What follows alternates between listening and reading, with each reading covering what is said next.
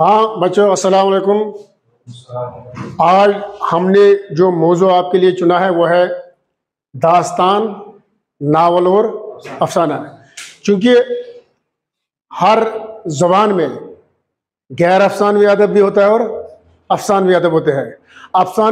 غیر افسانوی ادب میں اگر آپ لیں گے، غیر افسانوی میں اگر ہم اردو کی بات کریں تو غیر افسانوی ادب میں یہ آتا ہے سوانح،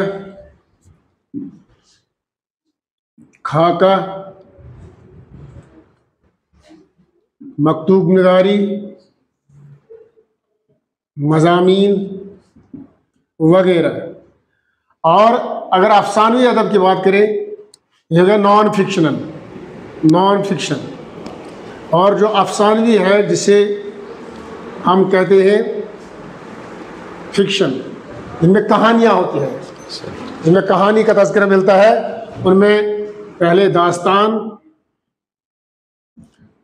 ناول اور افسانہ کا تذکرہ ملتا ہے۔ داستان، ناول اور افسانہ۔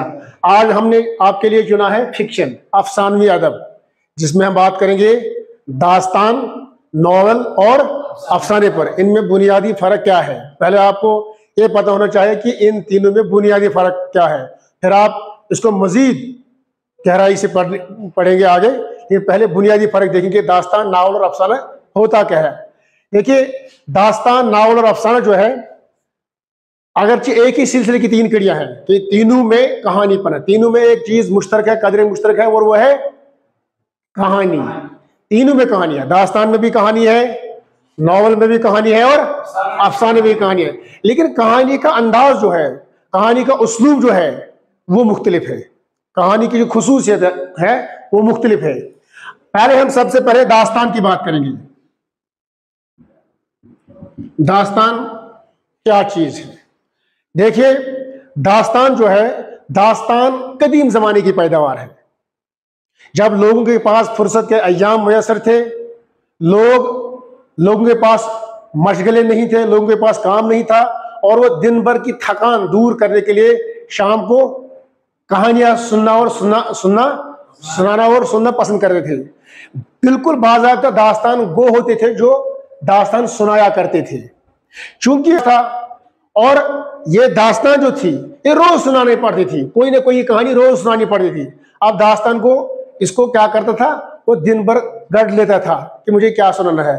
اس لیے اس قسم کی داستان میں ہر قسم کا جھوٹ اس کا عمل دخل ہے، اس میں مبالغہ آمیز باتیں کی جاتی ہیں، ایگزیگریشن، یعنی وہ چیزیں بات کو بڑا چڑھا کر پیش کیا جاتا تھا۔ اس میں جنوں، پریوں، دیووں، جادوئی قصے، ان سب کا تذکرہ ملتا ہے۔ کسی طرح سامعین کو کیا کرنا تھا، مشغول رکھنا۔ اور اس کا مقصد جو تھا، اس کا مقصد خالی دل بہلائی تھا، اس کا مقصد خالی کیا تھا، امیوزمنٹ، اس کا مقصد کیا ہوتا تھا داستان کا، خالی دل بہلائی، فرحت عطا کرنا، چند لمحات کے لیے غموں سے نکالنا اور فرحت بخشنا۔ اس میں کئی واقعات اور کئی کردار ہوتے ہیں۔ سب سے جو اس کی اہم خصوصیت ہے داستان کی، وہ طوالت ہے۔ سب سے اہم خصوصیت اس کی تھا، یعنی یہ ایک ہی نشست میں ختم ہونے والی نہیں ہوتی تھی، یہ نشست در نشست ہوتی تھی۔ ایک ہی مجلس میں داستان ختم نہیں کی جا سکتی ہے۔ داستان کا مقصد ہی طوالت ہے، جو اس کو باقی کہانی سے ممتاز کرتی ہے۔ دوسرا کیا ہے، اس کا اسلوب جو ہے داستان کا، وہ مبالغہ آمیز اور مستانہ تھا۔ مبالغہ آمیز اور مستانہ، یعنی اس میں بات کو بڑا چڑھا کر پیش کیا جاتا تھا، اور جہاں جن وادیوں میں بھی داستان کو چاہتا وہ ان میں سیر کرتا جاتا تھا، وہ وہاں سے کہانی اخذ کرتا تھا۔ اور موضوعات میں نے بتایا کہ اس میں ایک تو اس کی خصوصیت ہے طوالت، دوسرا جو ہے اس میں مافوق الفطری عناصر کا عمل دخل تھا۔ مافوق الفطری عناصر کا عمل دخل تھا مینز سپر نیچرل ایلیمنٹ، اس کو انگریزی بولتے ہیں سپر نیچرل ایلیمنٹس۔ یعنی عقل سے ماورا بھی، جن کو عقل نہیں مانتی ہے، ان چیزوں کا بھی تذکرہ کس میں ملتا ہے، दास्तान में। और इसमें परियों, जिन्नों, देवों वगैरह की इनकी मुहिम जुई की बात की जाती है। ये दास्तान की मुख्तलिफ खुसूसियात है। आप पेश कर सकते हैं दास्तान के सिलसिले मिसालें, दास्तान अमीर हमजा है और दास्तान अलिफ लैला है वगैरह, इनको दास्तान की मिसालों। अब दास्तान में ये चीजें हैं, जब जमाने ने करवट ली, जब साइंस का दौर आ गया, लोगों के मिजाज बदल गए, लोगों के पास फुर्सत के अयाम में थे वो नापेद होते गए, मादूम होते गए, फुर्सत कम होने लगी। और इस तरह कहानी का भी अंदाज जो था, पैरा अंदाज, वो भी बदल गया। कहानी का अंदाज, कहानी सुनने का अंदाज और कहानी लिखने का अंदाज भी बदल गया और जरूरत पड़ी एक नई किस्म की कहानी की। तो अदीबों ने क्या, अदीबों ने मगरिब के ज़ेर असर उससे पहले ही एक किस्म की कहानी थी जिसका नाम था नावल। दूसरी नावल जो है, नावल एक अतालवी लफ्ज है, नोवेला, नावल से निकला है और उर्दू में भी इसका नाम नावल ही रखा गया है। नावल के माने नया के है, नया। नावल क्यों वजूद में आई? क्या हो गया, जब साइंस ने तरक्की की तो लोगों के मिजाज भी बदल गए, तो नावल वजूद में आई जिसमें हकीकी जिंदगानी की तर्जुमानी, जो नावल के वाक़ात होते हैं वो हकीकी जिंदगी से लिए गए होते हैं। तो हमारी माशरती जिंदगी है, हकीकी जिंदगी जो है, इसके किरदार भी हकीकी जिंदगी से लिए गए, इसके नावल के। इसमें हकीकत को तख्लीक का जामा पहनाकर या तख्लीक को हकीकत का रूप देकर कहानी बयान की जाती है। या तो वो वाक़ा हुआ होगा या कारी को लगता है कि ऐसा हो सकता है, ऐसा हो सकता है, वो बिल्कुल लगता है कि हमारी हकीकी जिंदगी में ऐसा मुमकिन है।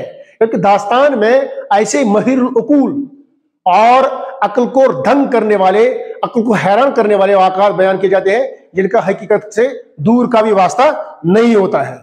जबकि नॉवेल जो है, नॉवेल में बिल्कुल कारी को लगता है। और लेकिन खास बात जो दास्तान में जो खूबी है, दास्तानों की एक अहम खूबी है कि कम से कम यही मिलता है कि उस जमाने की माशरत की अक्कासी मिलती है। दास्तान में देखिए, दास्तान जो है अगरचे इसमें मुबालगा आराई और हकीकत के बजाय और सच्चाई के बजाय तखय्युल और मुबालगा आराई पर जोर दिया जाता है, लेकिन इसकी एक खूबी यह भी है कि इन दास्तानों में उस जमाने की माशरत की अक्कासी जरूर होती है। ये इसकी खूबी है। दास्तानों की एक अहम खूबी जो है वो उस जमाने की माशरत की अक्कासी होती है कि उस जमाने का माशरत कैसा था। जिस तरह आप जब गालिब के खतूत पढ़ते हैं तो गालिब के खतूत से कम तवारीख का पता चलता है।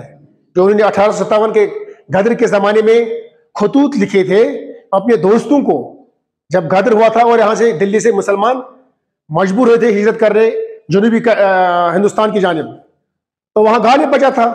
फिर गालिब खतूत के सहारे उन दोस्तों के साथ अपना ताल्लुक बनाए हुए थे। उन खतूत से हमें तारीखी पस मंजर मिलता है, तारीखी ये अहमियत उनकी है कि उन खतूत से उस वक्त के माशरत मिलता है, पता चलता है कि उस वक्त के हालात कैसे थे। इसी तरह दास्तान जो है, इससे इसकी एक खूबी ये है कि उस जमाने की माशरत की अक्कासी जरूर होती है। अगरचे इसका बुनियादी मकसद दिल बहलाई था, लेकिन ये चीज भी इसकी खूबी है कि उस जमाने की माशरत की अक्कासी जरूर होती है।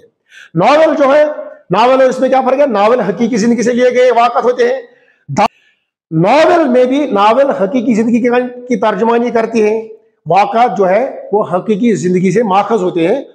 नावल के मौज़ूआत में जिंदगी के मुख्तलिफ पहलू, माशरी मसाइल, नफसियाती कैफियत और इंसानी ताल्लुकात को मौजू बनाया जाता है। मिसाल के तौर पर नावलों में मैं आपको अमराज और अदा एक मशहूर नावल है, वो नावलों में है, या गौदान है प्रेमचंद की, या खुदा की बस्ती है, ऐसी नावल के तौर मिसाल के तौर पेश की जाती है। अब लेकिन नावल को जो चीज इम्तियाज देती है, जो चीज फर्क करती है किससे? दास्तान से, वो हकीकत निगारी है। जहां दास्तान में मुबालगा आमाजी है और जहां दास्तान में तखय्युल पसंदी है, ख्यालात पर ज्यादा जोर है, वही नॉवेल में जो है हकीकत पसंदी पर जोर दिया जाता है। हकीकी जिंदगी से मसाइल और वाक़ात अखज़ किए जाते हैं। अब जब जमाने ने मजीद करवट ली, जमाना वक्त की तंग दमानी और सामने आई तो एक और किस्म की कहानी ने जन्म लिया, जो कि उससे पहले ही अंग्रेजी अदब में शॉर्ट स्टोरी के नाम से जानी जाती थी। किससे? शॉर्ट स्टोरी, और उर्दू में इसका नाम मुख्तसर अफसाना पड़ा, या अफसाना, मुख्तसर अफसाना या अफसाने में क्या होता है? अब अफसाने में बात करते हैं। अफसाने मुख्तसर होती है, अफसाने में जो कहानी होती है वो क्या होती है? मुख्तसर होती है, और में किसी एक वाक़े या एक किरदार पर तवज्जो दी जाती है।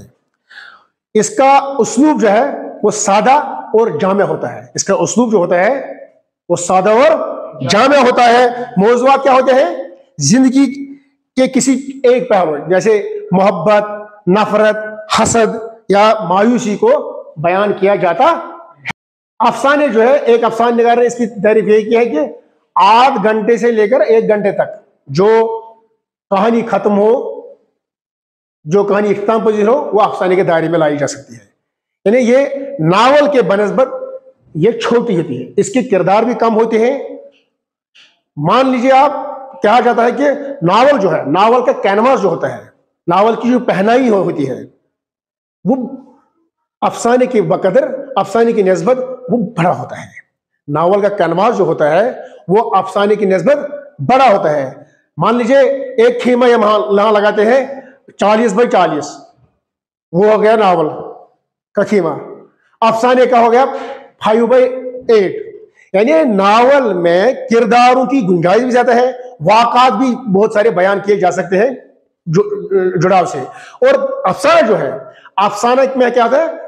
किरदार भी कम होते हैं, और किसी एक जिंदगी, किसी एक पहलू या किसी एक वाक़े को बयान किया जाता है और कहानी खत्म की जाती है, कोई मॉरल पेश किया जाता है। ये इन 3 चीजों में बुनियादी फर्क है। दास्तान कदीम जमाने की पैदावार है, सिलसिला दर सिलसिला होता है, कहानी का सिलसिला होता है, वो एक कहानी नहीं होती है, एक सिलसिला होता है, और निशस्त दर निशस्त होती है, किस्सा दर किस्सा होती है। कदीम जमाने की पैदावार है, उनमें माफूकुल फितरी अनासर का अमल दखल होता है, और यानी सुपर एलिमेंट जो है महिर अकूल कारनामे बयान किए जाते हैं। कहानी गढ़ी जाती है, कहानी गढ़ी जाती है, मकसद उसका होता है दिल बहलाई, फरहत पेश करना, लोगों को चंद लम्हात के लिए गमों से निकालकर गमों से फारे करना। और उसमें एक खूबी जो मैंने आपको बताई, कम से कम ये खूबी उसमें मिलती है आज के जमाने में भी, कि उस जमाने के मुआशरत की अक्कासी जरूर होती है। फिर जब जमाने ने करवट ली, जब साइंस का मिजाज पैदा हो गया, तो लोगों की दिलचस्पियां भी बदल गई। लोग इस किस्म की कहानी में अब दिलचस्पी नहीं लेने लगे, और एक और किस्म की कहानी नॉवल मौरज़े वजूद में आई, जिसके किरदार भी हकीकी जिंदगी से लिए गए थे, और जिसके वाक़ात भी हकीकी जिंदगी से लिए जाते हैं, और जिंदगी के किसी माशरती मसले से उसका वास्ता होता है। उस किस्म की कहानी पेश की जाती है। लेकिन किरदारों की तफसील में किरदार तफसील से पेश किए जाते हैं, और वाक़ात भी आपस में मरबूत होते हैं। वही कामयाब नावल कहलाती है। और फिर जब ज़माने ने मजीद करवट ली, जब वक़्त की और तंग दमानी पेश आई, तो एक और किस्म की कहानी उर्दू में मौरज़े वजूद में आई, जिसका उससे पहले ही अंग्रेजी में रिवाज था, शॉर्ट स्टोरी के नाम से। यहाँ उसका नाम अफसाना दिया गया, या मुख्तसर अफसाना, जिसमें किसी जिंदगी के किसी एक पहलू को पेश किया जाता है, एक वाक़े को पेश किया जाता है। किरदार भी बनिस्बत नावल के कम होते हैं, और वाक़ात भी ज्यादा नहीं होते हैं, और आध घंटा तक का वक्त सर्फ होता है उसके पढ़ने में, और कोई ना कोई नतीजा बरामद होता है। आपको समझ आया क्या बुनियादी फर्क है दास्तान, नावल और अफसाने में? अगर आपको कोई कहानी का कोई किताब आपको पेश की जाए, क्या आप उसमें फर्क कर सकते हैं कि ये दास्तान है, नावल है कि अफसाना है ना? अब आपको समझ आया होगा कि दास्तान, नावल और अफसाना जो है, इनमें बुनियादी फर्क क्या है। आप अच्छी तरह से तीनों में फर्क कर सकते हैं। ठीक है? Okay, thank you.